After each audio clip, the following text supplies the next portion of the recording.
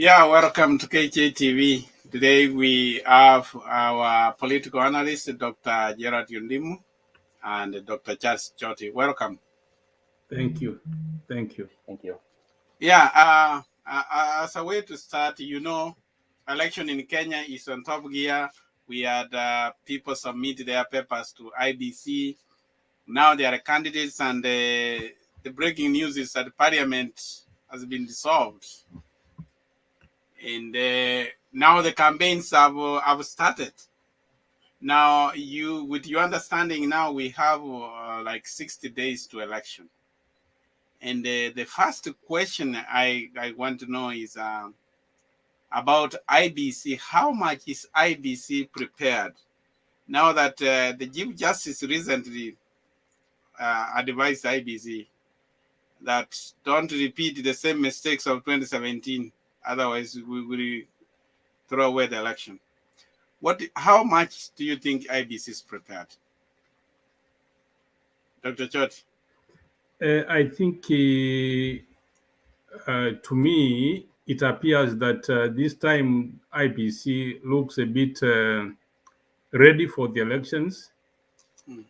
And even the way they handled the nomination process, it appears that they are keen and alert to the procedures and regulations on regarding the management of elections. Okay. But if it would have been better if they had done some kind of adjustments, especially in terms of the kind of leadership. They should have changed the leadership. Actually, in my opinion, Jabukati would have been replaced and bring in somebody who is more neutral, more assertive, more decisive, because the last election is not something that we should be proud of. And what I did not understand is why even the opposition approaching, though there was confusion as we approached these 2022 elections, because it was not easy to know who is in the opposition, who is in the government, especially after the handshake.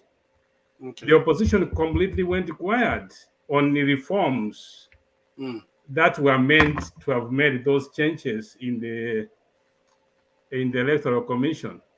But anyway, let us give them the benefit of the doubt. It looks like this time they may do better work.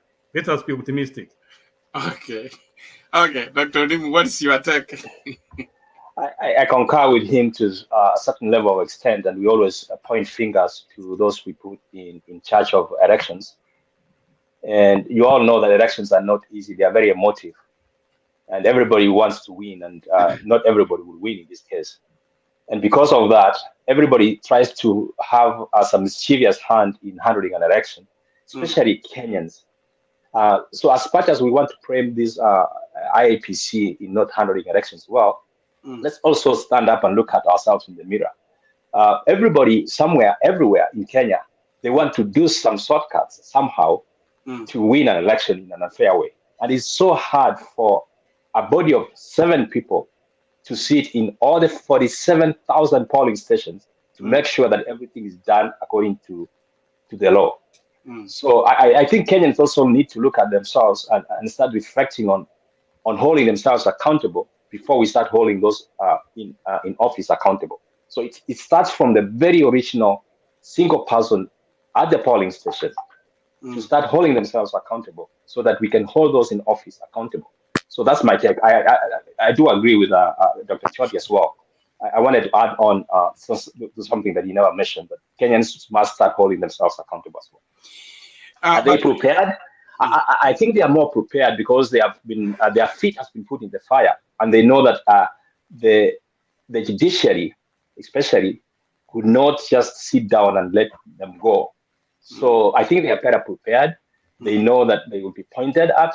They know that they will be held accountable, and they know especially that if they make any stupid moves, the Kenyans are watching. You know what perplexes me is about the way election in Kenya is set up. Actually, it is set up so more tight than the U.S. election. I have been conducting U.S. election. I've worked as a judge in the U.S. election. I find it having it.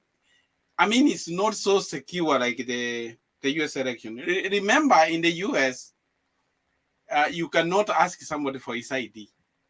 It's not a must that he has to give you the ID before he can vote. He only gives the name, you check on the database, and then he will confirm the address, and they will vote. But in Kenya, they use even fingerprints. How would you steal an election where you have to put fingerprints and your fingerprints are the same? That's one thing I really don't understand. How?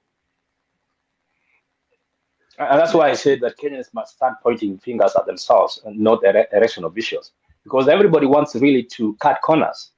And that's why we are even putting tight security in every single corner we go to. And Dr. Choti mentioned there that Chebukati will have resigned. But look at this. There are 47,000 polling stations scattered all throughout the Kenya Republic. And in every one of those polling stations, somebody wants to cut corners. Yeah. But and that's where the problem is. Also, Dr. Omandi, the comparison you did between Kenya and the USC elections is not very balanced, because America has been in existence for almost more than 300 years. This is a country which became independent in 1787. It's a long time.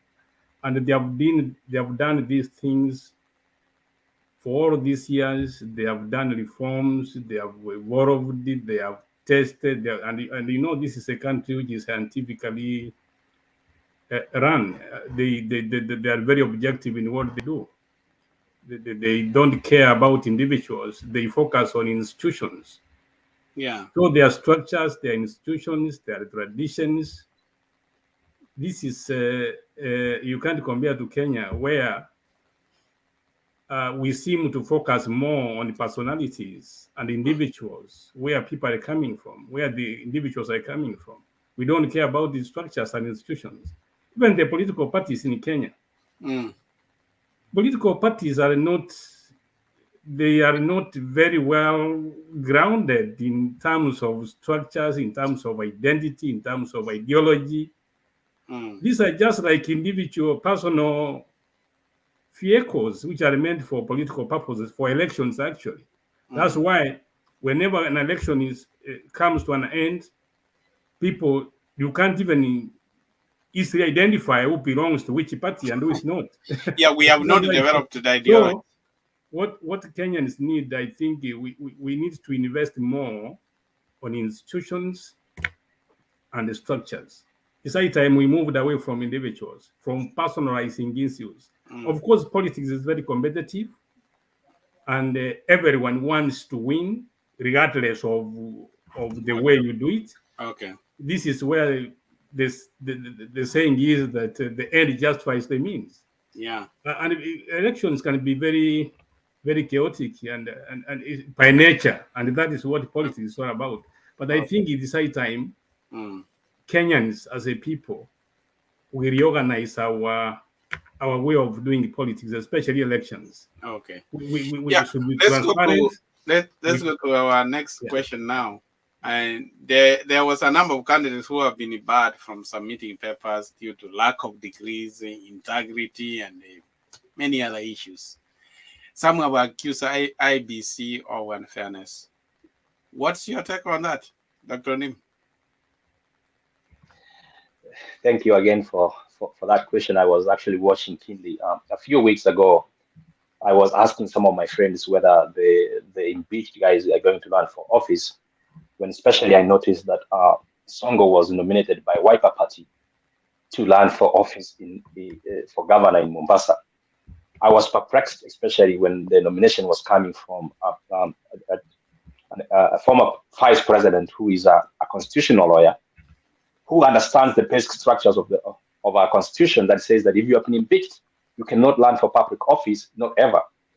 So I approved IEPC for being more strict, at least taking a step in the right direction in terms of weeding out those that have abused the trust of the public office and those that are not people who for example, really, the two governors, for example, who were impeached cannot, in my opinion, ever run for office again or be given a public office to hold.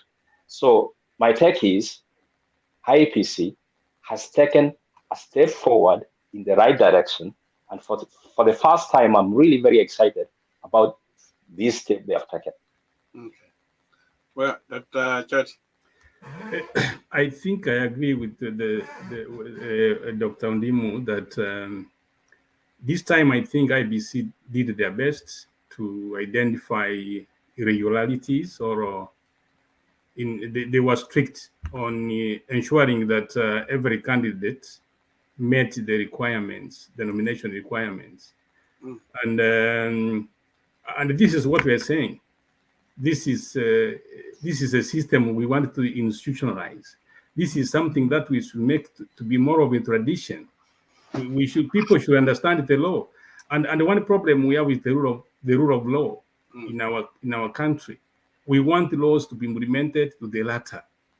Okay. We must be people who believe and obey our own laws. We should not apply laws relatively, depending on who we're dealing with. So somehow, I think we applaud. We must commend IBC. This time they were fairly more strict and more objective, though the extent of their power is what I do not understand, because sometimes when you want to verify the originality and authenticity of academic qualifications, sometimes it's a process. It's a process that may require even the resources. I mean, in the kind of resources that can be done by a court of law. Okay. But yeah, let's try to minimize the answers, because we are short of time. Yeah. I wanted to ask you, Dr. Choti, you have been a professor in Kenya, and I want to say the case of Wanjigi. Wanjigi has completed his degree, or the degree requirement is only waiting a graduation ceremony, and it was bad. Do you, as an academician, when does it come to a person that he has attained the degree, and do you think they were unfair to him? For one, I was a bit disappointed and shocked that Wanjigi does not have a degree. I've always known that given the kind of his profile and his active participation in politics, and I find him quite eloquent. I thought he was a university graduate, so it was not something that I think many Kenyans were a bit uncomfortable with. However, I do not understand how is it a coincidence that the degree is supposed to have been completed when it's required? That's something I do not understand. But in Kenya, still anything is possible. And also, if you have attained the degree, there is a letter. If you have not graduated, the degree usually the university issues what we call the letter from the university. Yeah, that letter of award has the weight of a degree. But it looks like IBC wanted. So I do not understand some of these cases how they become an issue, because procedurally the institutions are run in a way which does not actually make one complain that I don't have this. No. If you have done all your exams, you have everything is in order, you get that letter of award. and then you can use it anyway until you graduate or you get your original degree. So that is something I do not understand. Okay. But we give the benefit of doubt to the system, the IBC people. Okay. But I hope eventually they allowed him to proceed with his candidacy. Okay. I, Dr. Ondimu, what do you say? my take is so simple. Choti is a professor at the university, and I don't want to refute what he has said. And I do agree with him that a letter of award can really be as good as a degree. But my interest was really, my curiosity was taken to who Wanchigi is. Wanchigi, he's a son of a prominent Kenyan minister from the 80s. He wasn't coming from a background of you and I, where we had to struggle through school to complete even high school. So I'm wondering why it took him so long to even produce that letter of award, and he knew it. He knew the requirements. Not today. He knew the requirements from 2015, 2010 Constitution. So it's over 15 years, almost 20 years. So it will like that. I think I don't know. I doubt that. I don't know. I think IPC did a good thing. They should be strict, especially when they know somebody's cutting corners. I'm not sure it was cutting corners here, but I think they did a good thing. Okay. Thank you for that. And we are coming to the question I want to ask. In your opinion, who do you think is going to win the presidential election? And before you answer, I wanted to show you these the voting pattern we had in you can see there that's what we had in 2013 and how the elections were done. You can see there what you are seeing. Let me take this off. Yeah, that's how parties voted in 2013. But I want you to look at the map, the middle one up for the presidency. Code is the yellow area, and then we have Jubilee, which was then the ticket for Uhuru and Ruto. And where it is gray, that's where it was mixed up. That is the pattern in that year. And then maybe to give you a more perspective, this one, which now compares the 2017, 2013, you can see the green is colored. It looks like it was almost, that is Raila in 2013, the area he won. And coming to 2017, I think Uhuru chipped much. You see, the 2013, it was almost green a lot. And my question is, do you see this pattern repeating itself between Ruto and Raila? Dr. Ondimu? I think not. The 2013 elections were clearly Raila's to lose, but he lost. 2017, somehow Uhuru was able to eat into some of his supporters and expanded the map in his favor. So between Ruto and Raila, we have two completely different characters competing. And the formations have changed, as you may realize. So the Central Republic, I mean, the Central Kenya, which has always been the determining factor of who wins an election, national election, is now up for grabs. I know a good majority of, and my friend there will think the otherwise. What I'll tell you for sure, and I'm willing to bet this time around. And I've lost previously, but I'm going to win. I think Raila is going to win, and I think he's going to win with no less than 55%. Okay, good. Dr. Choti? That's a good question. We can only predict, and the predictions are just predictions. But one thing, the pattern is going to change. The pattern of voting is going to change. One, for the first time, we do not have a serious a presidential candidate from Central Kenya, out of the Mount Kenya region. Mm. In the last two elections, 2017, 2013, they voted to a man for Jubilee, that is Uhuru. That's why you see the maps you showed there.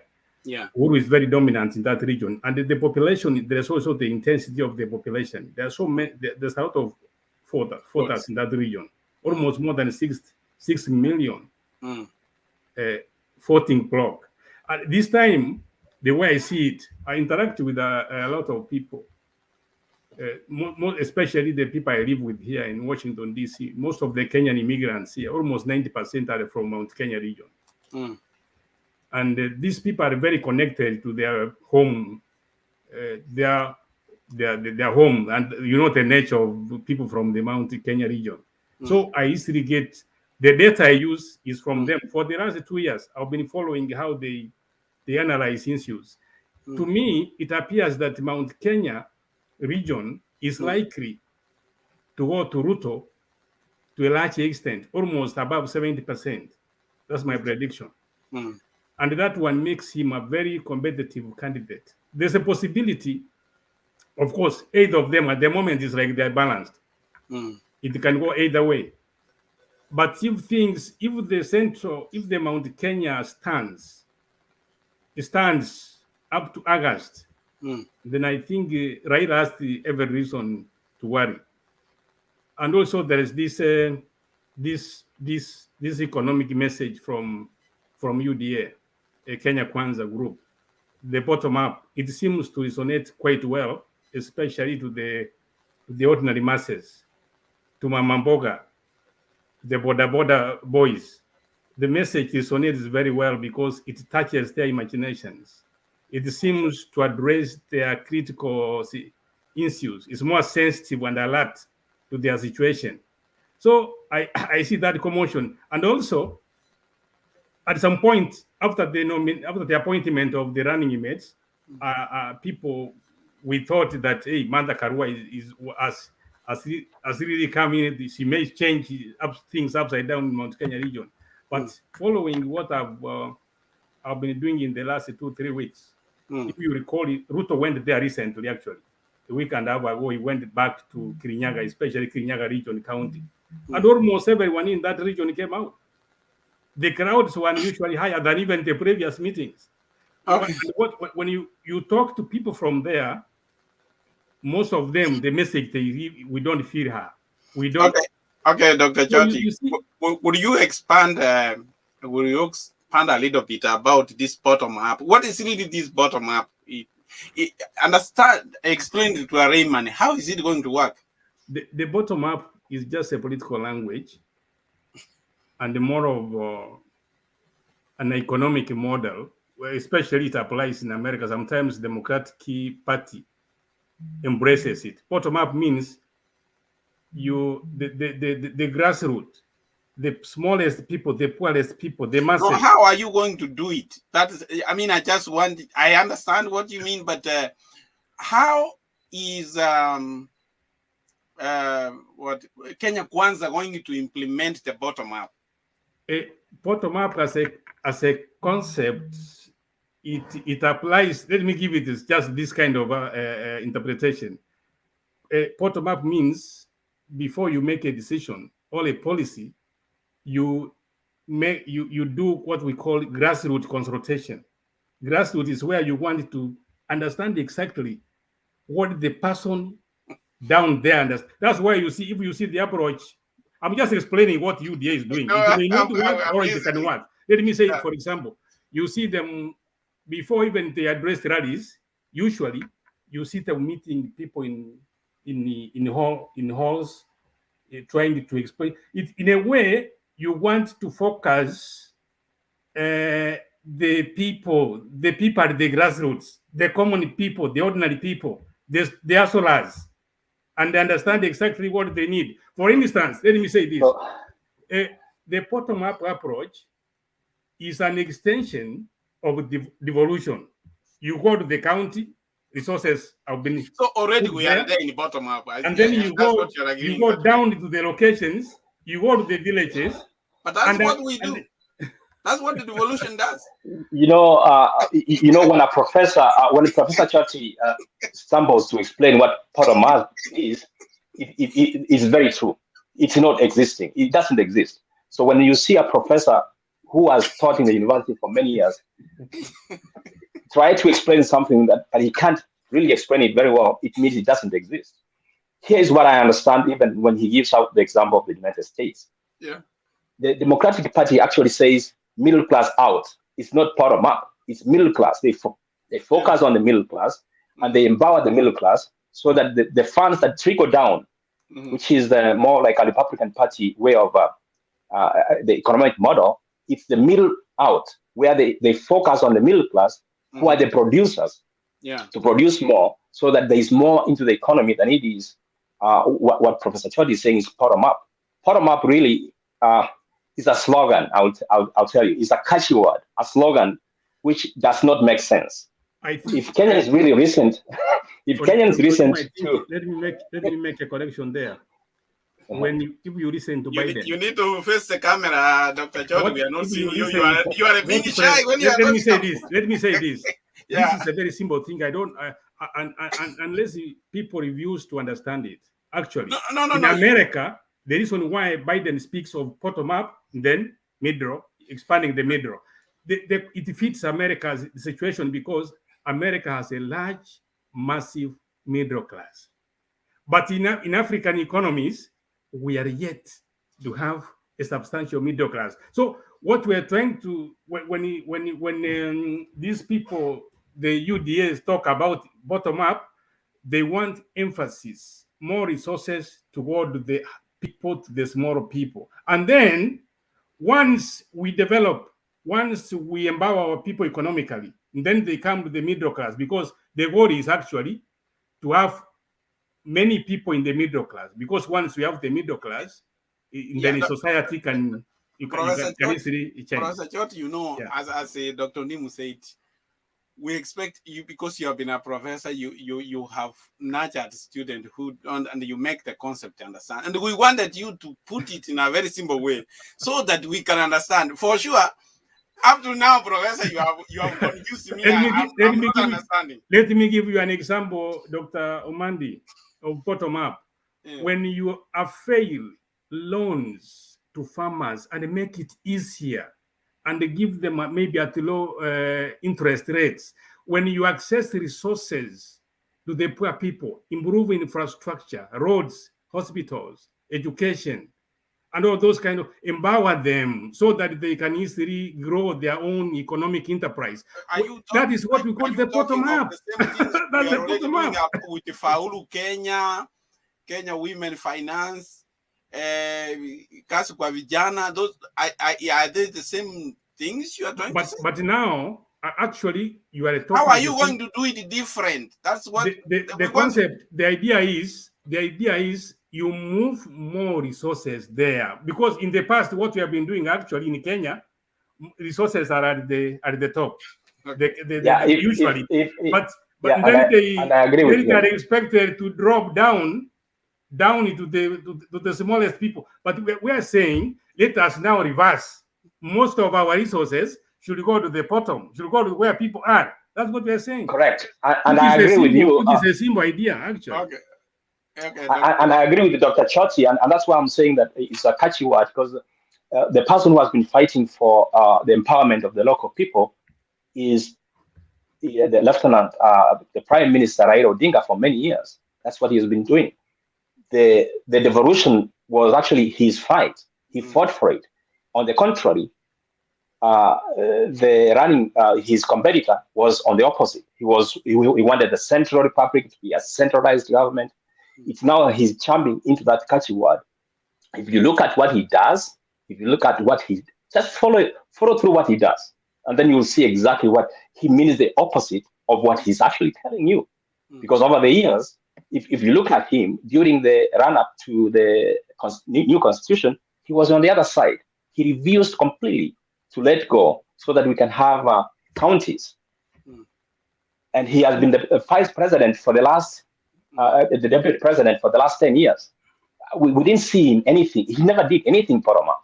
Okay. He was only doing now, given that we have talked about bottom up, Raila also unveiled this manifesto recently.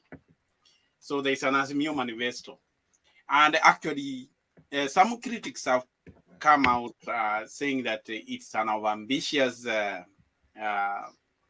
manifesto, that it cannot be achievable in a debt-ridden country like Kenya, that we are in debt.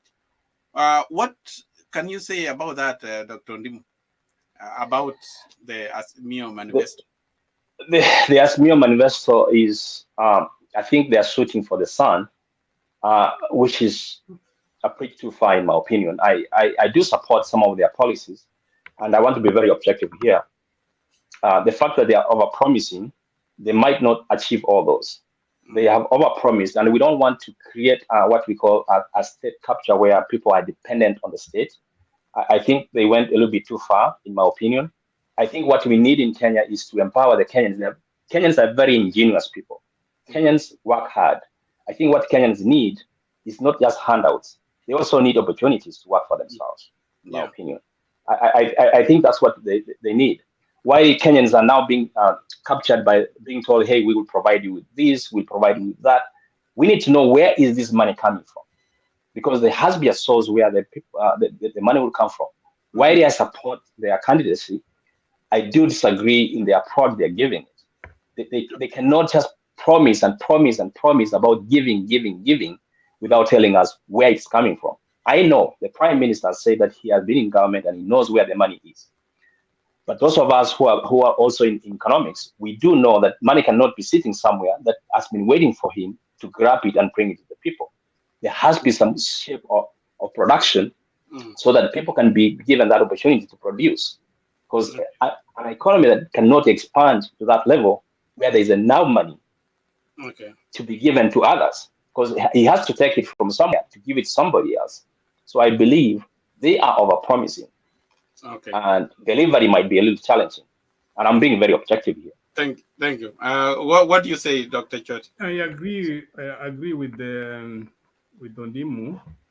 The promises, to me, when I went through the document, it is a campaign tool.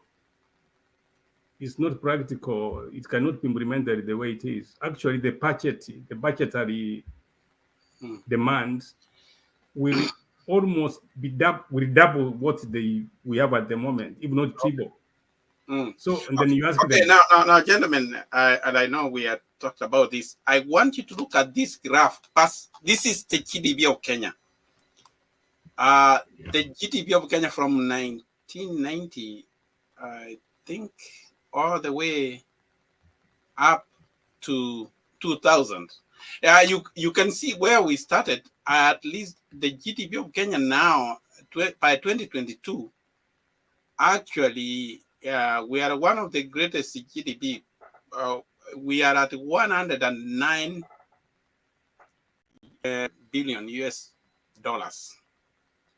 And you can see that projectively from 2002, the GDP of the country has really expanded. And what we mean that when the GDP of a country has expanded, that there is still a potential for the GDP of this country to go up. So even if when they have plans, but still there is money in Kenya, which means we have been expanding the economy. At the moment, Dr. Mandi, at the moment, Kenya has no money. I think Kenya is being run on the loans and the national debt. You look at the national debt, is quite high. It is almost unmanageable. And then what we're saying is this: when a manifesto promises free education from pre-unit or the way to university, then you go to the present reality. Today, as we talk, I think some of you also, you have young people in university, probably you pay school fees for. I have some young boys I support and girls. The whole of the last academic year, for instance, those who joined the first year, and we have kids who come from extremely poor families, and they are the majority. And then we have orphans who completely have nobody to depend on. Then we, as if where I come from my village, what we do, we normally organize fundraisings for those who are going for to first year.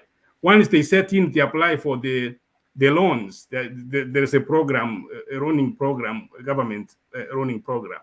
And then they give them some loans to support them, especially in terms of accommodation, tuition, and other things. But they went through the entire academic year, not even a single penny. The loans that there's no money at all to pay them. The kids now, what they do, this is something that I'm telling you which happens, and you can want to find out. What the students are doing as I talk to you, weekends, they are walking around the cities, the villages, to look for many jobs. Construction, anything happening around. And then the situation in the universities is pathetic. Now, then here somebody telling people that, oh, we are coming to give everything free, we will do this. That is, I'm not an economist, but things cannot just happen like that. The problem we have in our country. Okay, I told you we are running our time. I could want us to be there is improper management of resources. Okay. Yeah. Dr. Ondimu, you want to say something? I want you to agree with it. Yes, I wanted to say that the gross domestic product and somehow is not producing enough to accommodate all the Kenyans, because the rate at which the Kenyan economy is growing is slower than it is the population itself who are looking for something to do. So in that sense, I think our GDP could be better. I think our gross domestic product could be improved enough to accommodate all those who are graduating from high schools and colleges and able-bodied people, because the population that is actually actively working and producing is far smaller than the population that actually is consuming what they are producing. So that's where the problem is. I think we need a government that is responsive in creating an environment where Kenyans, including those university students, when they go out looking for jobs, I think it's a good thing for them. Even when they're actually working, it's a good thing for them to find those jobs, to work and pay through their scholarship. There's nothing wrong with that. Yeah, what if we had many factories that they could be working while they're going to school? That is a good idea. But there is this issue of saying that Kenya has a lot of debt. No. Kenya actually is doing very well, because the IMF, the indicator of our country is national debt against its GDP. If you can see there, the countries with the highest debt to GDP ratio is Japan, Venezuela. Venezuela is 304%, which means it's 3 times. They have the debt which is 3 times their GDP. Japan has 256 point that. And actually, even US, those are the highest countries which have Japan, Venezuela, Sudan, Greece. Even United States of America is I don't know, 134%. While if we come to Kenya, I think is at 55. Well, I'm not. Let me see. Kenya is at 55%. Yes, I do agree. And when they 55%, which means actually we are at 55% ratio, which according to IMF, Kenya is a very healthy country when it comes to. Let me tell you, Dr. Mandi, the problem is, even when we talk of that productivity levels of Kenya, but the question is, who owns the means of production? Because if you go to the ground now, yeah, that's a good question. In my opinion, the common mwananchi is not feeling that growth. They don't feel it. That's a good I agree with you. That's entirely where the poverty is ever expanding and getting entrenched in at the local level. So our people are poor. They are becoming poor actually. But the statistics indicate that Dr. Choti, Azimio's manifesto, Raila has put a manifesto, and I was going to do it. When he's saying that he's going to elevate the cotton industry, at least even if it's a wishful thinking, at least he has a roadmap. that we do this, we make Kikom Mills working, Rivertex return to which they are starting, and other industries. That is the reason why as I come back, still, Professor, to ask that when you are talking about bottom up, what is the roadmap? We don't have a roadmap. Let me say this, Dr. Mandi, especially we have not gotten the manifesto from the bottom up people. Probably they will release theirs tomorrow or wherever. But what I understand is the language we are hearing today in Kenya, being an electioneering period, is not necessarily something that you can take to the bank. That's what I'm saying. Look at Raila now. Raila's language is not the language of the Raila we knew 5 years ago or 10 years ago.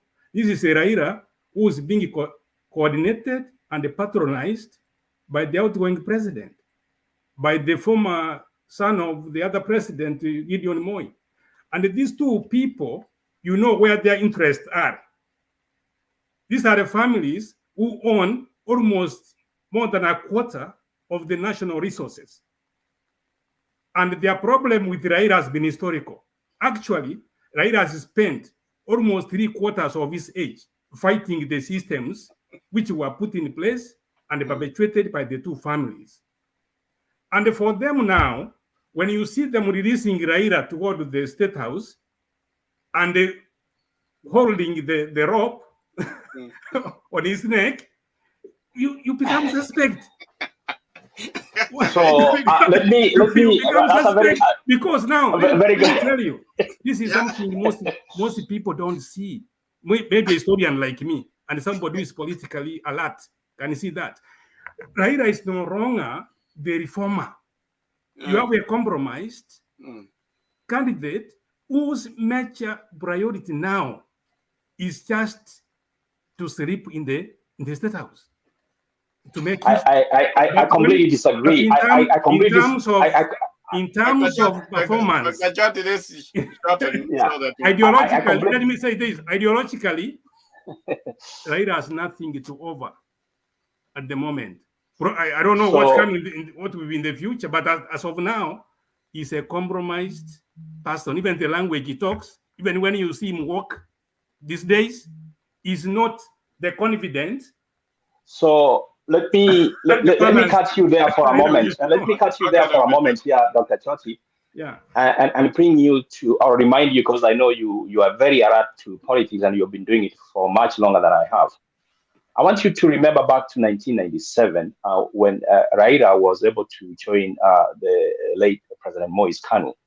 And people said exactly what you're saying, that he's done, he's gone, and he's no longer the Raila we knew. And I don't want to repeat it because you know what came out of it. People started saying, oh, kumbe alikuwa anajua. He knew what he was doing. So exactly that's what you are going to say 2-3 years from today. Because you don't see that far that he's seeing. Because you cannot go into him and say he has been compromised. What has he been compromised about? He knows he has changed strategy. He has run for office using exact same strategy that Ruto is using. And that's why he's going to lose. Ruto is using exact same strategy that Raila has used for the last 25 years. You know why? He will lose. If I were Ruto, I'll be using a different strategy because the strategy he's using today is the same strategy Raila has used over the years, where he goes head on to fight. You cannot win a fight he knows he's going to lose because he already knows he has lost. So why is he using the same strategy that Raila has used for years? Raila has changed tactic. Raila is going to win, and once he's in the in the State House, Raila is going to produce, and he might produce, and in fact surprise you and me and so many others. I do understand where you are coming from. Some Kenyans believe that Raila is a mysterious person, that everything he thinks and he plans must go through. They ignore that things have changed, circumstances have changed, the situation has changed. Because look at the moment, his group is put together, is heading a party which is not even a political party anyway. His ODM has been extremely minimized because Uhuru at the moment, he has invested, electorally invested in Jubilee. He's going to almost have the majority of MPs. And let me tell you, and he's going to bankroll them, which means when they go into parliament, the only way out for Raila probably is to rush for a handshake with William Ruto. Probably. Okay. So otherwise, you are saying that he's going to win. You are saying he's going to win anyway. Without that, if we win, because even winning is not assured at the moment. Okay. We talk because it's on. Because if you are very keen, Raila is not enjoying the kind of support he used to enjoy in Mombasa. Raila is not enjoying the same support he used to enjoy in Nairobi. Raila is not enjoying the same support. Our time is over. I think we'll continue from here. Thanks very much for coming. Thanks for your time. So we will stop here for today. Welcome to KJ TV for you.